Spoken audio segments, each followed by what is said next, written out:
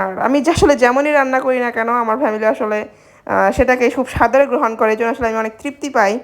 আমি মনে করি প্রত্যেকটা মেয়ে মানে নতুনই বিয়ে হোক বা পুরানি বিয়ে হোক না কেন, তারা যে একটা জিনিস ভালোবেসে রান্না করছে মানে অ্যাপ্রিশিয়েট করলে আসলে অনেক বেশি খুশি লাগে। আর নতুন, নতুন রান্না করতেও কিন্তু তখন ভালো লাগে। তো আসলে এইজন্য এর আগের বিরিয়ানিটা আমার পুরো ভর্তা হয়ে গিয়েছিল। তারপরেও মানে আমার ফ্যামিলি মানে খুব মানে হাসি মুখ নিয়ে খেয়েছে। এজন্য আসলে আমি নতুন করে আবার আসছি যে ঠিক আছে এবার হয়তো হবে না।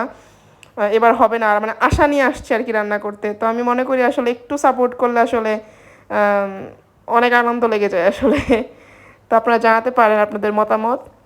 এটা আমার হয়ে যায় আসলে মানে দমে দিয়ে দিয়েছি। আমি মোটামুটি ১৫ মিনিটের মতো দমে রেখেছিলাম। কারণ আমার এমনিতেই হয়ে গিয়েছিল রান্না। কোনো কিছুই কাঁচা ছিল না। তো একটু পরে আরকি হয়ে যায়। অনেক মানে তাপ কম দিয়ে রেখেছিলাম। তো এই যেটা আমি জাস্ট একদম পুরা মানে সত্যি, সত্যি একদম মানে ভিডিও ওপেন করেই হচ্ছে আমি